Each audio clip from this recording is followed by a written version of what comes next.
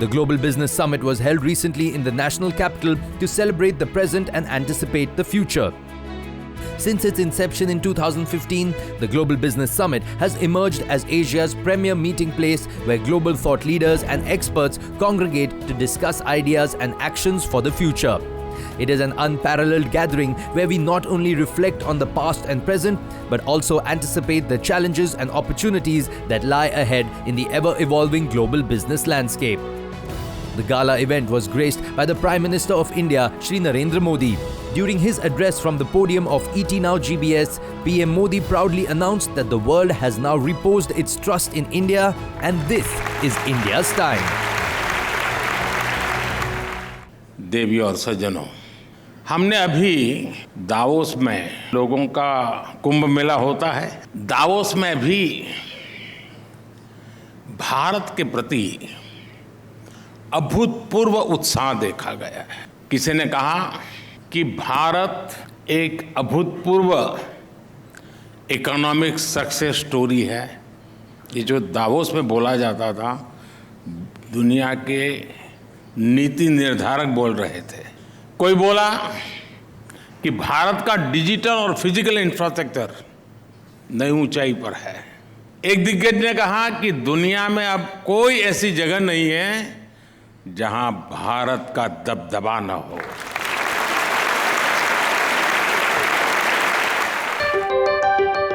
A flagship initiative by the Times Group, the ET Now Global Business Summit has been a pivotal platform for world leaders, stalwarts from business corridors, as well as the bigwigs of the political arena. The 8th edition of ET Now Global Business Summit was also graced by the presence of the Union Home Minister and Minister of Cooperation, Government of India, Shri Amit Shah. Here are some takeaways from an exclusive session, Imagine India Unlimited. Modi ji ने आत्मनिर्भर भारत और विकसित भारत, संपूर्ण विकसित भारत का agenda रखा है और ये संकल्प 2047 तक देश की 130 करोड़ की जनता के सामने रखा है कि 2047 तक संपूर्ण विकसित भारत हो और आत्मनिर्भर भारत हो। मैं मानता हूं कि 2047 के पहले ही मोदी एरा में ही तीसरी टर्म में ही इसका ज्यादातर काम समाप्त करने के एजेंडा पर इस बार देश की जनता वोट करेगी, इसका मुझे विश्वास है।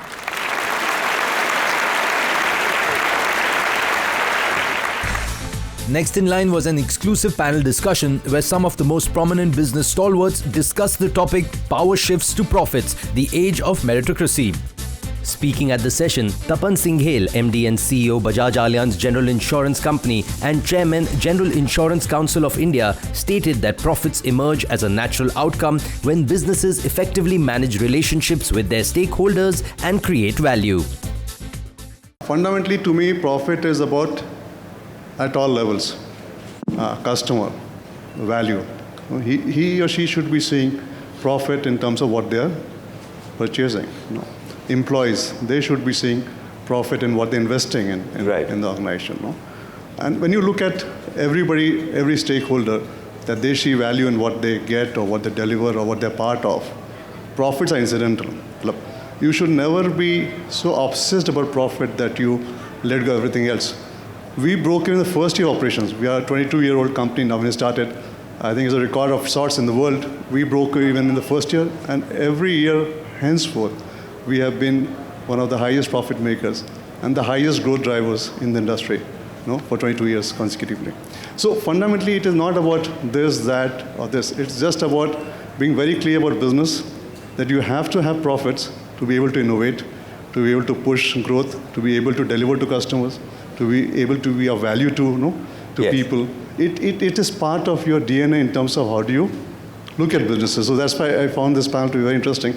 And now we have this topic coming back into the fundamentals of business, which is actually a fundamental of business, if you ask me. That's true. We're looking at innovation driving a lot of the disruption that we see in businesses today. Let me come to you, Hina, and tell us about how approaches to profitability are really shifting in today's context. What we did to drive, the accent on profit was just embedded it in our mission. So we just went out to the world and said, okay, we want to be top performing CPG in India. delivering double-digit profitable top-line growth and long-term value to all our stakeholders. And that kind of set the tone for the organization.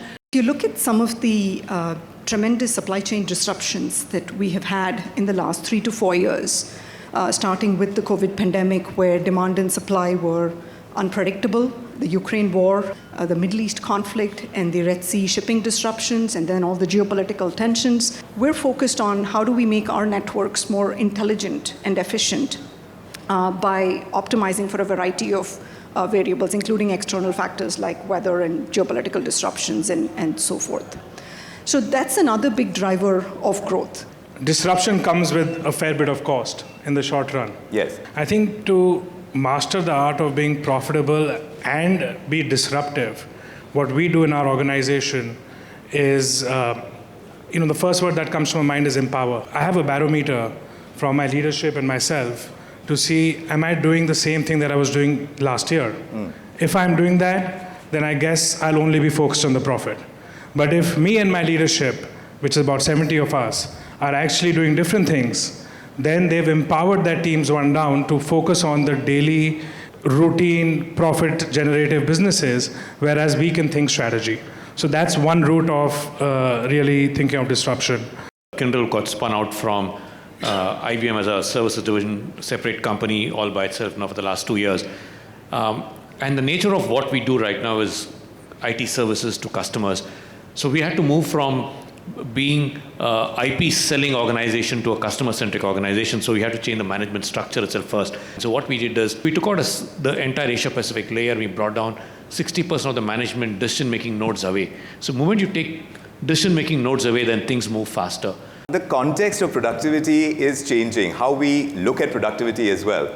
On the one hand, you have Infosys founder, Mr. Murthy, talking about 70-hour work weeks. And then you have countries like Germany trying out 4-day work week. Where does the answer lie? It's about generations, and you may call it a generation gap.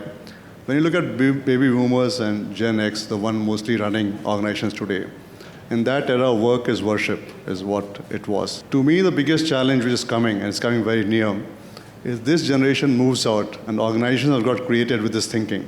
And when they work and they take over organizations which have been built by ones with the thought that work is worship, and they work like 18 hours a day, and that is the way it has to be. Yes. This conflict is coming, and most organizations will fail in the friction of this conflict in times to come. And we're not addressing enough, and I'm very happy that GBS has put this as part of the panel discussion, asking this question. We're not addressing it enough, that how do organizations adopt to the new way of looking at work? Right.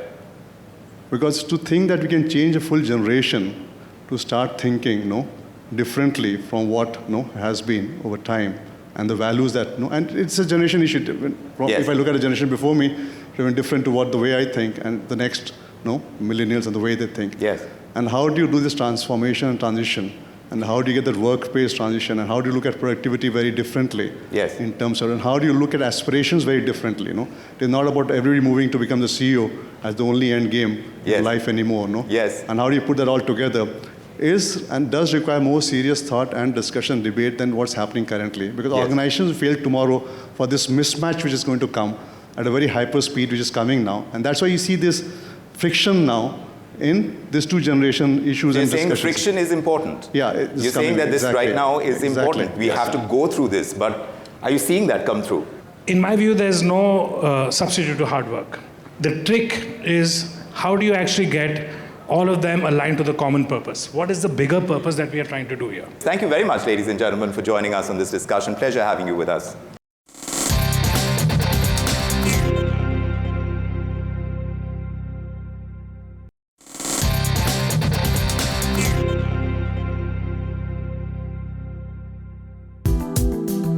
After the thought-provoking session, Tapan Singhel also echoed that clarity in business is essential, innovation, meeting customer needs, and delivering value to them are paramount. Here is what he said in an exclusive interview with ET Now. Tapan sir, thank you so much for taking the time to speak with us. My honor. So for sake of some context setting, or for the benefit of our viewers, what are some of the larger, more surprising trends that are currently influencing the future of the insurance business? There are 2-3 things that we have to look into. First, let me talk about the Indian context, and then I'll talk about the global context. Please, sir. If I look at the Indian context, our country is now, and we're hearing it all in Global Business Summit also, is very fast moving towards becoming the third largest economy, and it's growing at a very hyper speed, and a lot of work is happening.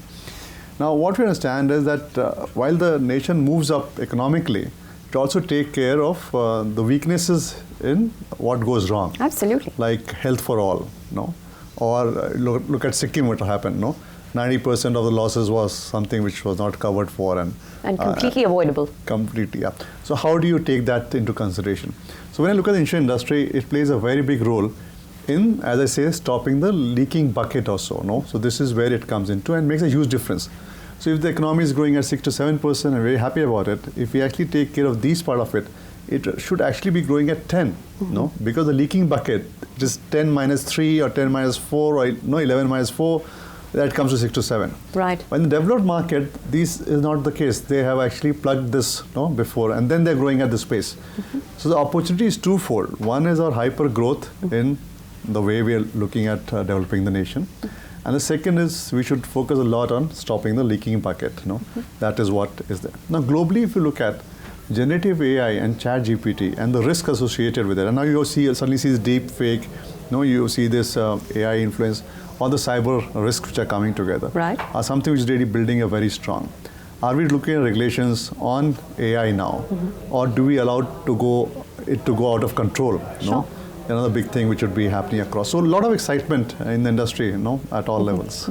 Well, sir, walk us through the underlying mathematics. I think you touched briefly upon how growth of the insurance sector ultimately converts to growth of the economy overall, but tell us the story in sheer facts and figures. Okay.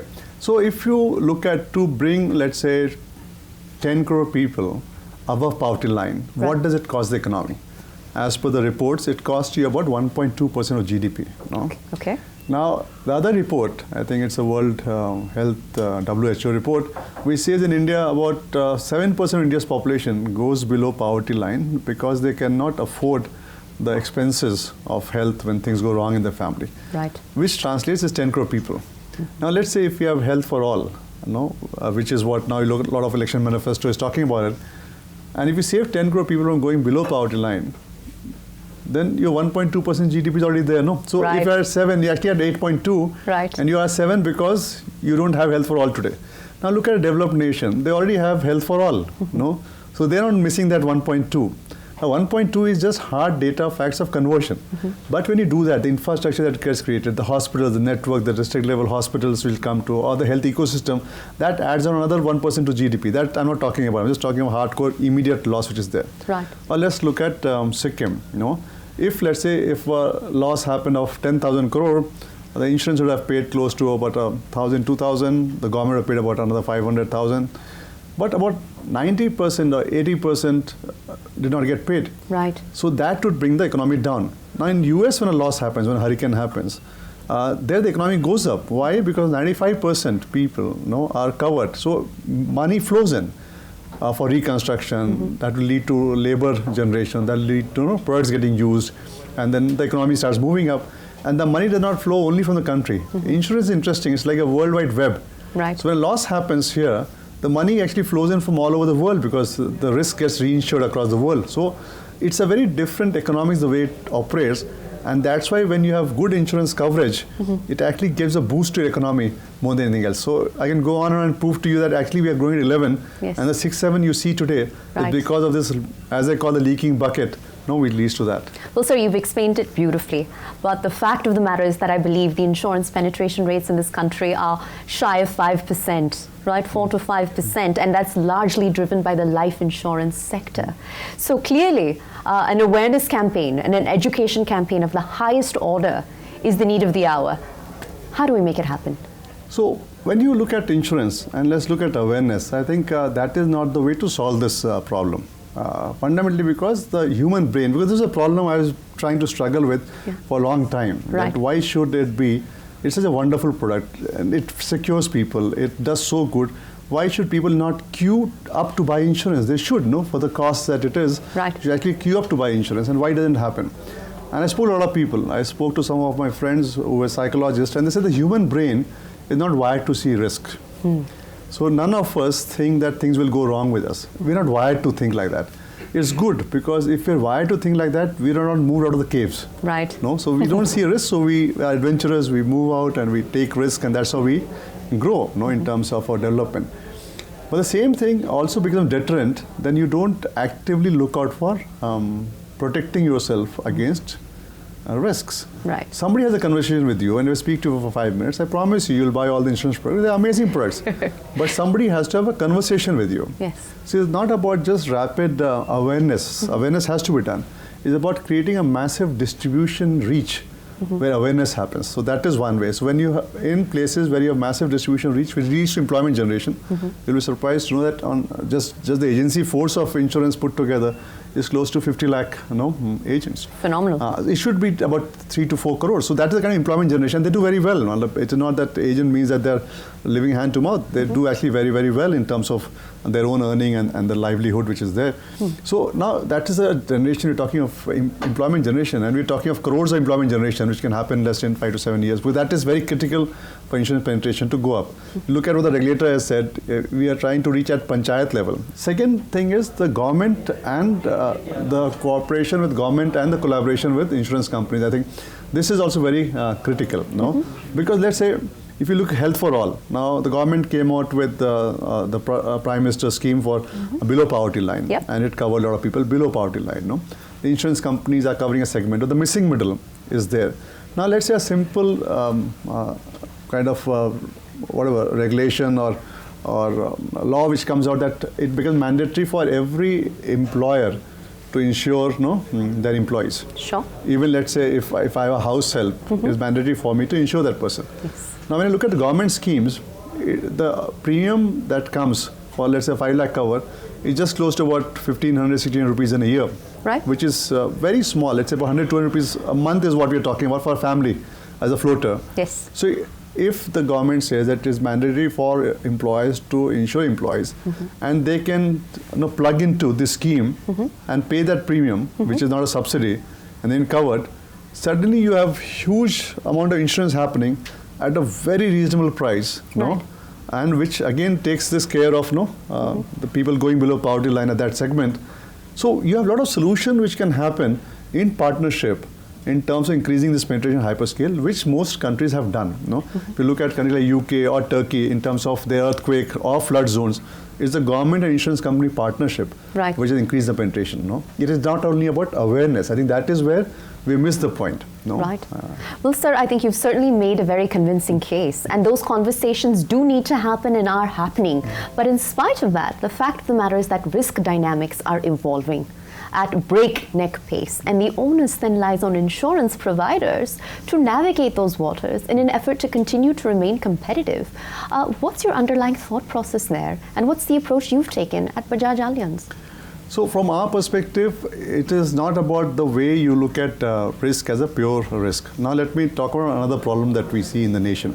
It's about aging population, which mostly gets talked about Europe or Japan. Of course. But if I look at the number of people growing old in India, just by number of not as a percentage, is huge. And they're also staying alone now. Right. But as a society, as a government, we're not creating an ecosystem for taking care of this. Now let's talk about an insurance company. How do we step in? Now, if somebody is old, staying alone, and we actually at Allianz came out with this kind of product as a rider, we have a fall detection a watch which a person wears. It also monitors the heart and oxygen and everything else. If something goes wrong and we get a call at the call center, the detection, you don't have to call, it just automatically calls the call center. Right. We try to reach out to the person. If we can't do so, we send an ambulance over, get the person picked up, get him or her treated, even before the family members are able to reach. Right. So it is about how do you build up an ecosystem of the worries of society, which is to me the role of good insurance companies and the industry to build it up together. That is how you solve it. It's not about just pure risk. Other thing is, do you have a retail cyber insurance? Now you're such a important journalist and you have such a big fan following, but that also would also mean that you have the risk of hacks, deep fakes, yes. Stalking, these could happen to you. Now, we were the first to come out with retail cyber insurance for individuals, which has this cover. So if somebody getting stalked, on social media, we actually provide legal assistance, and we reimburse the cost, and the person can take it on. And we look at the cost of these products, not even like it's less than 2,000 rupees a year, insignificant. It also take care of phishing, malware, software, all that, the frauds that you see. It covers all that basis. So risks are evolving. Insurance industry also keeps on bringing products which are very relevant to the industry. But the point I said initially, see, it's such an amazing product, 3 years, Did you ever think about it? What I mentioned to you, I speak to you 5 minutes, you'll buy all the products, Right. You'll find them so useful, they're good for you. But on your own, you'll not be going to figure that out. I think that is the bigger issue which is there, Well, sir, I think Tapan and Mr. Singhel, you've gone on record on multiple occasions to say that India needs 1,000 more insurance firms. Where does that figure come from? What is the significance of it? And how does it ultimately benefit both the consumer and in players that are already existing in the insurance industry? So this actually came to my mind when I was in US. I suddenly realized they have 6,000 insurance companies. And then I thought, if US has 6,000 insurance company, India in terms of population, in terms of the way our economy is growing, we only have close to 60 companies. Right. I said that's a huge gap, And then you spoke about insurance penetration, you spoke about the reach, we spoke about distribution. And then the thought was, how do you plug that on? And I said, wow, we are missing something. We should have at least 1,000 insurance companies, minimum in our country, Yeah. for the scale and size we have, and we should be. And then I studied a bit more. I saw in 1972, before we had public sector creation of insurance, general insurance industry, life happened in 1946.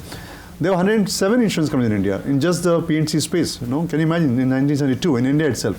It's hard to imagine. And we're just 60 right now. So why should it not be 1,000? I think the country requires much more insurance companies than we have. Well, I imagine that policymakers are hearing you loud and clear. And sir, speaking of which, how can the public sector and the private sector better work in tandem to make so much of what you've envisioned a reality?